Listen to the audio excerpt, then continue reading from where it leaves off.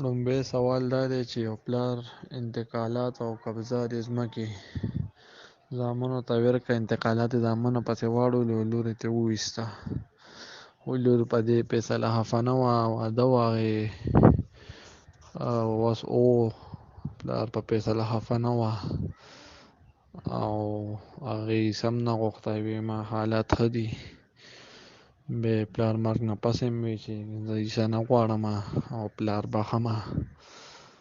نو اوس پلار مرګ نه ډېر موده پس هغې اوس حصې طلب کړی دی وروڼو نه چې اوس ما حالات خراب دي او ما سره ضرورت دی، ما سره هیلپ وکړئ او ما ته خپله حصه راکړئ، ځان ته هر څه کړم.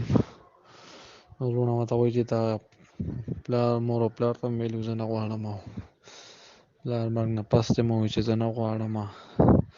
واده هم بښلو چې بس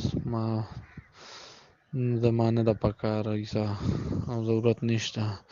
نو اوس ورته وروڼه نه ورکوي مطلب. نو وروڼه دې کې ګیر دي او وروڼو ته ورکول پکار دي که نه، دا حق ورسره کېږي د خور وروڼو سره.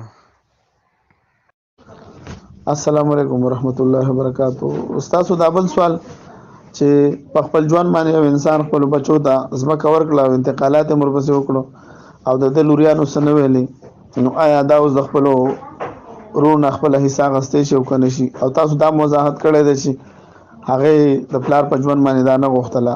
نو فتاوی محمودیه داسې زموږ ټولو فتاوو د دې خبرې وضاحت کړی دی چې یو کس خپل مال نه غوښتل د دې خبرې دلیل نه چې دا مال باطل شو. بالکل د دې جینکو د دې خپل وروڼو سره پوره حصه رسیږي چې څه شریعت مقرر کړی ده هغه دا عدالت په ترو امتیا اخیستی شي او باقي د جج قاضي او د مفتي په عدالت کې د هم اخیستی شي، ځکه د دې جینکو حصه نه ده باطل شوې. البته داسې کېږي چې تقسیم کېدلو او دلې خپله حصه بېله کړې وي او د بیا د هغه نه وروسته چېرته بیا خپل وروڼو ته بخشش کړي وي، هبه کړي وي، نو بیا د ده فرض مثال حق نه کېدلی. که چېرې دا جینۍ اوس هم نه غواړي د ده بچي دعوه کولی شي، د هغه بچو په ذریعه هغه بچي دعوه کولی شي.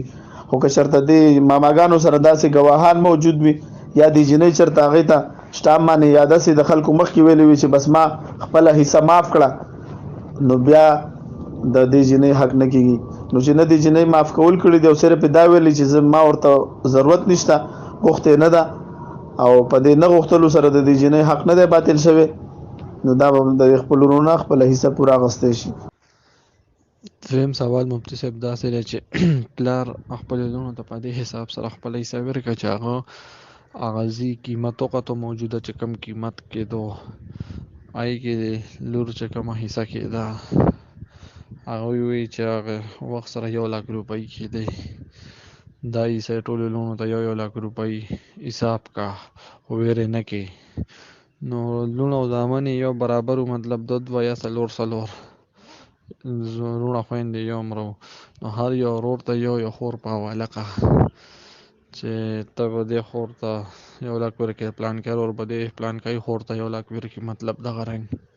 خو هغه پیسې اوسه پورې وروڼو خویندو ته ور نه کړي او هغه قیمت چې ځمکې کم دی هغه حساب سره هغه وخت 1 لک روپۍ څه جوړېده. اوس د موجوده دور کې ځمکې قیمت هغه 1 لک په حساب سره 20-30 لک ته رسېدلی دی. خو پیسې خو نه دي میلاو شوي، خویندو ته حصه نه ده میلاو شوي. نو دا اوس د خویندو پلار هم ژوندی دی، پلار وایي ما زړه فیصله ده هغه رنګ بس 1 لک روپۍ به وروڼه ورکوي چې وروڼو سره کله وشوې ای پابند دي، وایي ما غاړه خلاصه ده. نو دا فیصله ټیک ده او خویندې خپله حصه به غواړي که دا 1 لک روپۍ به غواړي. اوس موجوده ریټ سره به حساب کوي که نه 1 لک روپو پابند دي خویندې.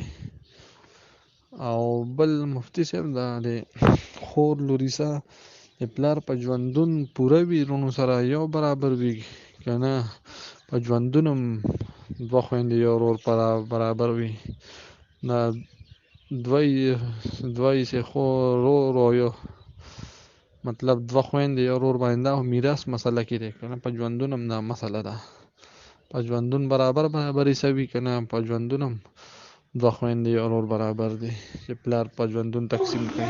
وعلیکم السلام ورحمت الله وبرکاتو. کاشف صاحب څنګه حال دی؟ خیر دی؟ الله دې خوشاله کړه.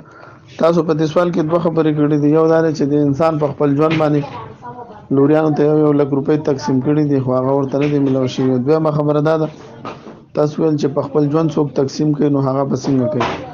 نو خپل ژوند چې تقسیم کېږي هغې ته هبه وایي، وراثت ورته وایي. او په هبه کې دا مستحبه خبره دا ده چې انسان برابروالی وکړي.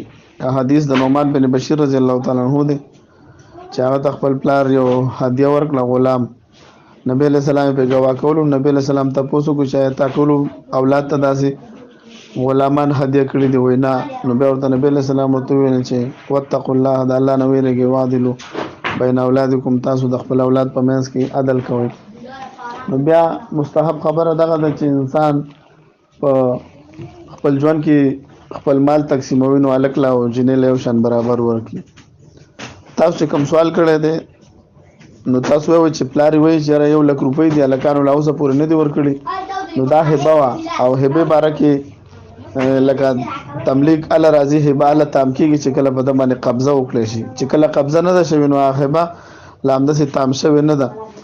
نو چې کله پلار وفات شي نو بیا به چې کله پلار وفات شي نو دا جینکۍ خپل چې څونه مال رسیږي لکه للذکر مثل حظ الانثیین د قاعدې مطابق هلک به 2 والي او جنۍ به 1 والي. نو هغه وخت به بیا د دې جنۍ چې څونه ځمکه رسېده د هغې قیمت به لګولی شي. که هغه وخت کې 50 لکه جوړېده او که 80 لکه او که 100 لکه وه، د هغې مطابق به بیا هغوی ته خپله حصه میلاویږي. ځکه پلار چې وایي چې یاره دا 1 لک روپۍ ما مقرر کړي دي نو دا هبه ده، او هبه لا تام شوې هم نه ده، یعنې جنکو ته یې قبضه هم پرې نه ده ورکړې.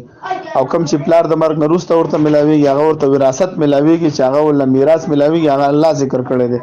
نو هغه به بیا د